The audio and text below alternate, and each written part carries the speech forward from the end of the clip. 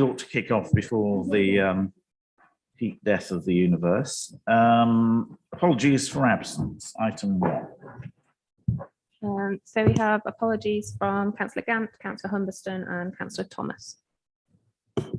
Alice, I forgot to say welcome to this committee. Our new committee services person for this committee is Alice. Hope you enjoy your time with us. Item 2, declarations of interest.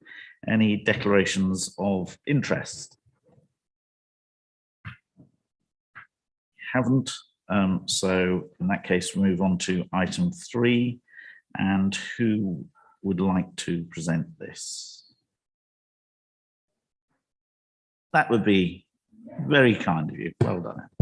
Okay, that would be myself. Thank you, Chair. You've all been provided with a report, which I assume has all been read and understood. The report is seeking an agreement of the Licensing and Gambling Act fees and charges for the 2022-2023 financial year. It is proposed that for the year 2022-23, the council year, that no substantial variation to the current fees and charges is made in order to provide financial stability to licence holders in the present economic climate. Thank you, Chair. Thank you very much. Any questions?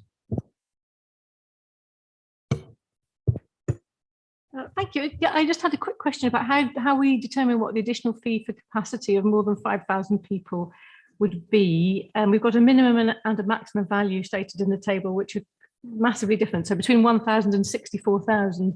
Just wondered who makes that decision and what basis do you make it on? Oh, sorry, that's set by statute.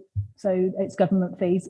Licensing Act is always set by the government. It is the Gambling Act fees that us as a licensing authority have powers to change. Okay, so I assume there's some standard rate that determines whether it's 1, 2, 3, 4, 5 or 64. Yes, Yeah. that's correct. It would be decided, I'm assuming, on the non-domestic rateable value. In the city, we've never had a premises other than one, the Balloon Fiesta recently, that has had to have the multiplier before in the past, and I've been here 16 years. A few street parties for the Platinum Jubilee might challenge it, but no. Any further questions? Edward. Yeah. Okay, so just taking into account sort of inflation, wage rises, things like that, are we sort of getting any losses financially from freezing the prices of the licenses?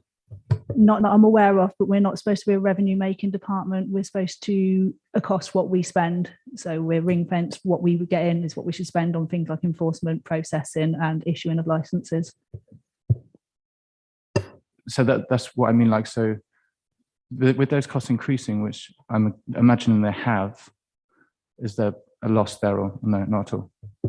I personally wouldn't know the answer. That would be for the licensing team leader to make or decide upon. I've not heard anything departmental wise that we're in any form of losses on the Licensing Act side. We didn't lose as many premises as some of the bigger cities did, like Manchester and Birmingham. I think we only lost a handful of that. So hopefully it won't have too much of a financial impact on the premises and us as a department. Catherine. Yeah, it's just a query as to whether the nighttime levy is ever considered in the realms of sort of the fees and charges, or is that just purely subject to the policy discussion? That would be down for the policy discussion. I don't think it's something that we'd be looking to explore. We did a few years back, but it did come up with a little bit of resilience from the nighttime economy. Obviously, they have been hit hard, the ones that would be involved in the levy, your nightclubs, for example. So I don't think we'd be wanting to approach it just yet, because it's not just the fact they've been closed because of COVID. Like Ed said, there's going to be increases in electricity and gas for these premises. We're not going to want to stick an additional charge if we don't need to, but obviously that would be in conjunction with Thames Valley Police. If they felt like a levy was required to assist with the police in of the city centre, then we would obviously have to look at it, but it'd be something that would go for consultation and be brought back before committee as part of the policy. Catherine. Just a follow-up question to that. So what process do they go through then to inform us that they would be interested or not in applying that levy or pursuing it? I would assume it'd be the same as implementing the special saturation zones, for example, in the East Oxford city centre areas. They would have to provide us with statistics that says that in order to police the city centre, they require extra bobbies on the beat, so to speak, and these extra bobbies would require X amount of money to be paid for. And then we would obviously look at the levy, because obviously it needs to be in line with whatever the police are paying to police the city centre or East Oxford areas, as are most two busiest areas in the district. Just from recollection, the last time we looked at this, I think we found that for a relatively small city of our size, the amount that we were likely to make was about £30,000. That was likely to pay for one copper, which the police, it turned out, were not willing to guarantee would be entirely devoted to the work of sorting out all the grief that happens in the nighttime economy. And so I think there was resistance from I don't know whether there was resistance from the trade. There was certainly resistance from councillors at the time, because it would involve the loss of the saturation areas. So you can't have a saturation area and a late night levy. So we decided that the benefits of one copper, who might or might not be put out on the sorting out the nighttime economy and opening up the floodgates to, shall we say, greater and longer hours that might result from the saturation policy, was not a good deal or one that we wish to pursue. I think it works for big cities like Manchester and Liverpool and stuff like that, but for us, I don't think it was going to be a winner. Okay, any further questions or comments? If there aren't, we are asked to recommend resolve to agree these chart fees and charges. Can I see all those in favour?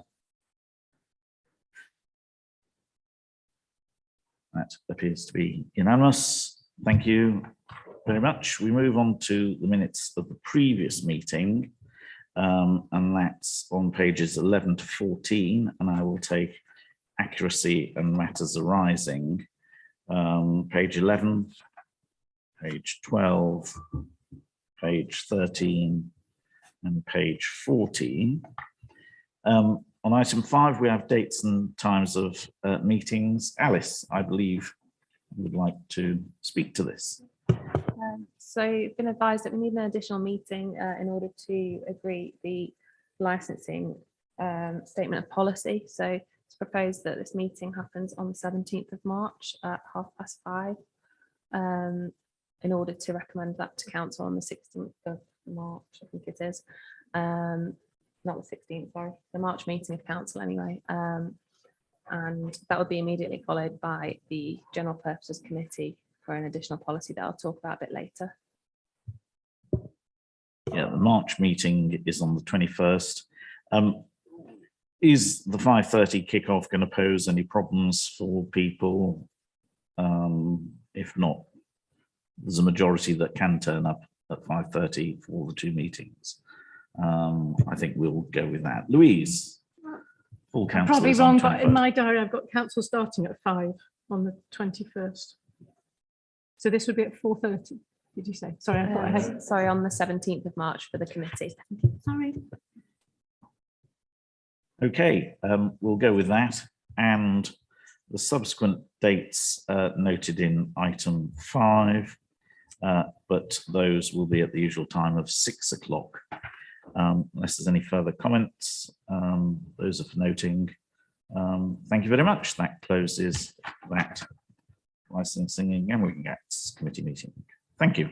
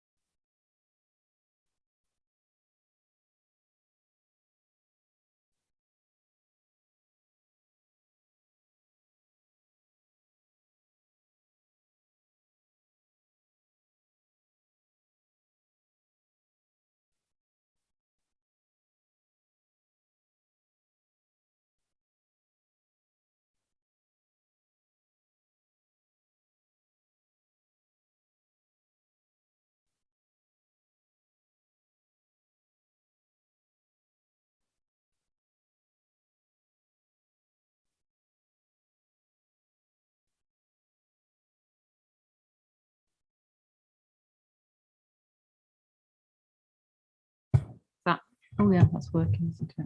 Okay. Welcome everybody to the General Purposes Licensing Committee. Start with, do we have any apologies for absence? Yep, so we have apologies from Councillor Gamp, Councillor Humberstone and Councillor Thomas. Thank you. Moving on to item 2, do we have any declarations of interest? I don't see any, in which case I will move on to item 3, which is the licence fees and charges for the next council year. Emma, are you presenting this? I am. It's Okay. for the scrap metals, street Yes. trading, street parties, etc., isn't it? Is that one? It's first? commercial events, hackney carriage, Yep. private hire, road closure, scrap metal, sex establishments and street parties. That's Yes, me. Thank you. Thank you very much, Chair. As before, you have all been provided with a report, which I assume has been read and understood. The reason for this report is seeking an agreement of the general purposes licensing fees and charges for the 2022-23 financial year. It's proposed for this council year that no substantial variation to the current fees and charges is made in order to provide financial stability to licence holders in the present economic climate. There is a possibility that the licensing authority may revisit the taxi licensing fees later on this year, but that is not confirmed. Even if it is looked at and revised, it will be brought back before this committee to be determined and approved. Thank you, Chair. Okay, does anybody have any questions at this stage? Can I ask, oh, sorry, Liz, go ahead. Thank you very much. I was just wondering, Emma, what you think might be the change in the situation that might mean you've got to bring the taxi fees back in the middle of the year. I don't. I was just requested to make that statement on the basis that they may get looked at, as they haven't been looked at and revised for quite some time. And the trade have obviously been back out and about trading again. So, but it's not confirmed. Like I said, I was just requested to make that statement just in case. In any case, it would be back in front of us for decision, then, wouldn't it? Yeah. And Okay. it would obviously be potentially out for consultation as well. Indeed. Before. Yeah. Yeah, thank you. Any other questions? Oh, Louise. Thank you. 2 quick questions. I was just wondering why quite often there's a price for a 1-year license and a price for a 3-year license. And normally in something like that, it would be some kind of discount for doing 3 years, but each time it's just 3 times what the 1-year one was, or 5 years time. So that's question 1. Why are you even bothering to put those in? I think the 3-year license is slightly cheaper than buying the 1-year license. Legislation states that we should be issuing 3-year licenses, and we were issuing 1-year licenses against that legislation for many, many years. So we only do 1-year licenses now under special circumstances. The economic climate due to COVID was one of them that was used over the last 18 months. Another one, for example, would be a driver's retiring because he's 65 and only wants to license himself for a year. And obviously there's still people still suffering financially. So we are still approving those requests, but they are on a case-to-case basis determined by the licensing team leader. But as far as I'm aware, it's about £5 or £6 cheaper potentially for a 3-year license to a 1. No? Oh.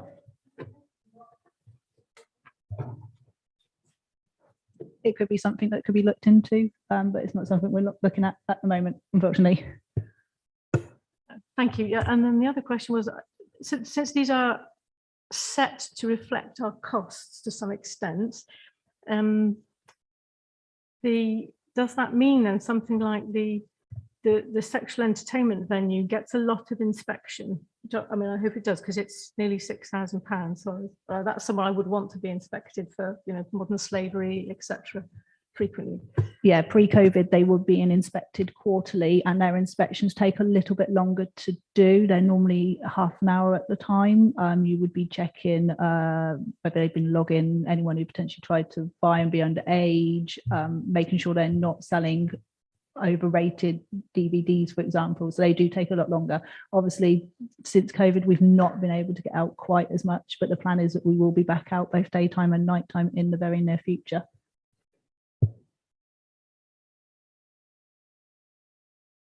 Can I, one thing that we've discussed in the past has been pavement licenses, and I note that the government has extended it until September 2022. You may not have the answer to this, but have you had any indication about what the government's likely to do and whether they're likely to cease doing that after September?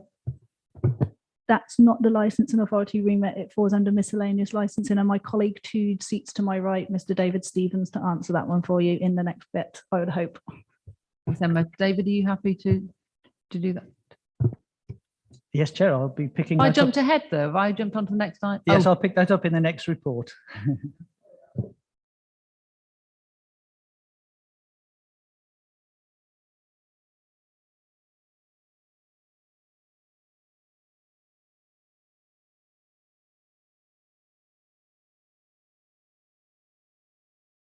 the fees and charges to council for commercial events, road closures. Yeah, I think that's either unanimous or massive majority. Yeah, that's fine. Great, lovely. Sorry, David, can I hand over to you now for item 4, please? Thank you, Chair. So I'd like to introduce this report, which is from my team, the business regulation team. Part of our work is to cover what we call miscellaneous licenses. And I usually have the pleasure of reading out what those cover in alphabetical order.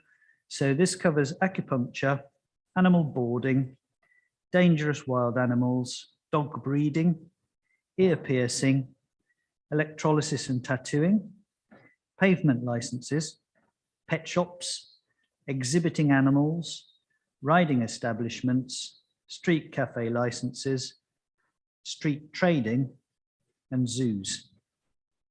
As members probably realise, not all of the items in that list do we have many of in the city, but some of them, obviously street trading and pavement licenses and electrolysis and tattoo and piercing, we have quite a few of those. So the general approach which we are proposing in terms of fees and charges is to not make inflationary increases to the street trading fees. As with the preceding report, this is to support and promote local businesses. There are small changes to application fees, which are in line with the general increase. And Chair, I'd like to draw attention to this, as you've already mentioned, the pavement license regime, because as members realised, this was intended originally to be a temporary regime to allow businesses that otherwise might be going to the wall, in fact, to have tables and chairs outdoors and thereby survive the times when COVID regulations prevented any kind of consumption indoors but allowed it outdoors. And indeed, many businesses found this to be a lifeline. We have about 100 of these pavement licenses in the city at the moment. In July last year, the 12-month provisions were extended by a further 12 months. And that's what brings us to where we are at the moment, so that the current regulations that are in place would keep this system going until September. In answer to your earlier question about do we know what's going to happen, unfortunately, we don't know what's going to happen. We didn't hear about the extension until I think it was June of last year. So we've built in a small provision within the fees and charges for this year, which is based on the possibility. Well, it will be the actuality, in fact. If the regulations are not extended, then the only way one could have legally could have outdoor furniture for food and hospitality would be to go back to the existing provisions, which are still in force, and that is the cafe license provisions. The difference with those is that you also have to apply for planning permission. It is a longer drawn out process, hence the beauty, if you like, of the pavement license regime. But if government does decide not to continue with pavement licenses, then businesses would have to have recourse to the existing legislation. And if they did that, we feel that it would be appropriate to charge 3 different fees depending on the size of the footprint that they're proposing to have. And that's why you see in the schedule, the proposed schedule, you see those 3 different charges. So that is proposed for your agreement, Chair, that in the event that the pavement license regime doesn't continue, then we change our system to that new one. Thank you.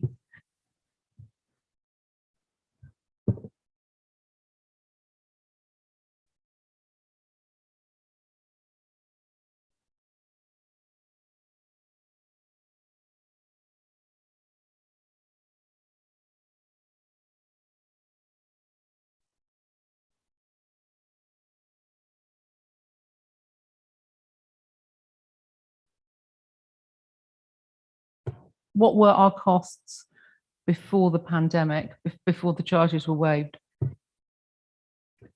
The cost of a pavement license was £815.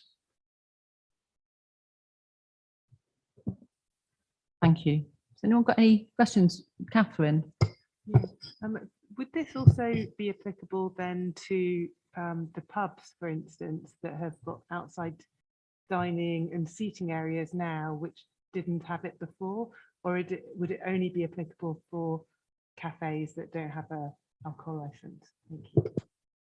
The title of the legislation is probably inappropriate because although they're called street cafes, they certainly would apply. They apply to any tables and chairs that would be out on the public highway as opposed to in a private garden.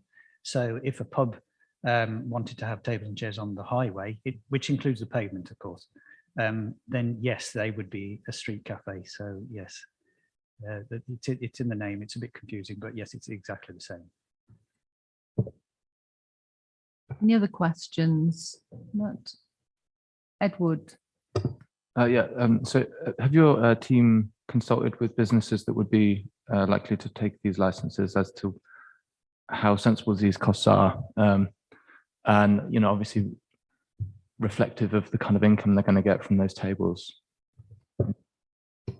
No, we haven't carried out that sort of consultation. No, we haven't. Is the straight answer. We haven't carried that out.